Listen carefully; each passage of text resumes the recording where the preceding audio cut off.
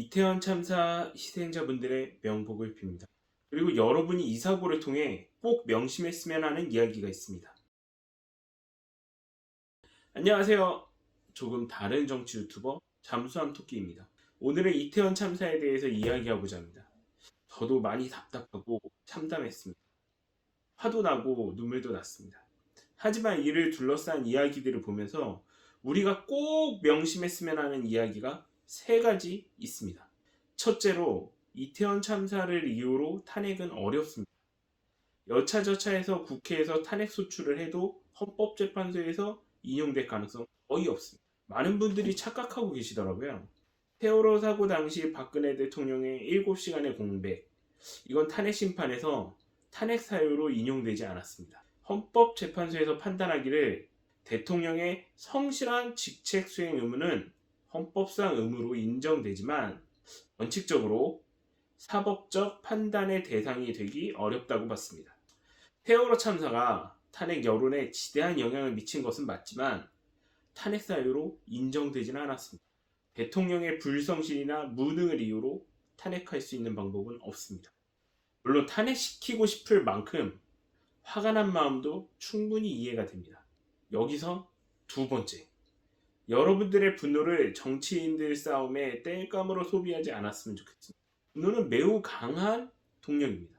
이 강한 동력을 바로 정치인들이 탐하고 있습니다. 지금 정치인들이 하는 이야기는 윤석열 대통령이 싫지, 그러니 내게 표를 줘라, 그러니 나를 지지해라, 이런 이야기입니다. 행안부 장관도 마찬가지의 우를 범하고 있지만 반대편에 있는 야당도 경찰국 신설 때는 경찰을 왜 행안부가 통제하냐고 했다가 이태원 참사가 터지고 나니 왜 장관이 경찰의 지휘를 안 했냐고 하고 있습니다. 여기에 상대에 대한 혐오를 부추기는 것 외에 무슨 논리가 있는지 잘 모르겠습니다. 우리가 정말로 명심해야 할 것은 윤석열 대통령의 당선 이유 아닐까요? 그 사람이 누구인지, 어떤 정책을 갖고 있는지, 대통령을 위해 얼마나 준비가 되었는지보다 가장 강력하게 작용했던 이유는 문재인 전임 대통령, 이재명 후보와 같은 상대가 싫어서 아닙니까? 그런 이유로 지금 이 꼴을 보고 있는데, 그런데 또 우리가 윤석열 대통령이 싫기 때문에 반대편에 있는 사람을 지지해야 하나요? 분명히 그건 바른 해답이 아닙니다. 마지막으로 세 번째, 대통령을 잘 뽑는 일 물론 중요합니다. 하지만 우리가 명심해야 할 것은 우리는 세종대왕처럼 개인의 뛰어나고 특출난 능력과 도덕성으로 우리를 이끌어줄 통치자를 뽑는 게 아닙니다. 우리의 건강과 안전이 대통령의 개인자질에 맡겨져 있다면 그게 바로 정치 후진국의 모습입니다. 우리의 안전과 건강을 지킬 수 있는 국가의 시스템을 갖춰가는 일이 무엇보다 우리의 공론의 장에 올라와야 합니다. 물론 참사 후에도 대통령, 장관 등 정치 권력의 핵심들이 책임을 회피하는 듯한 모습에 너무 화가 납니다. 야당의 의견처럼 그 책임을 엄중히 묻고 싶습니다.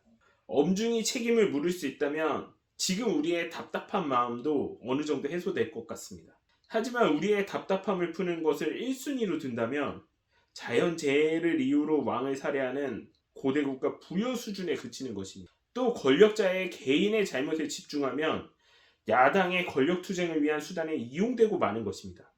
책임을 엄중히 묻되 시스템을 어떻게 개선해야 하는가에 우리의 관심이 집중되어야 합니다. 국가 재난 시 대통령과 장관의 역할을 단순히 성실한 수행 의무에 맡기지 않고 명확하게 법으로 정해야 한다고 생각합니다. 그렇다면 대통령이나 장관이 국가 위기에 제대로 대응하지 못했을 때 어떤 당에 어떤 대통령이 되더라도 불문하고 탄핵의 책임을 물을 수 있는 기반이 될 것이라고 생각합니다.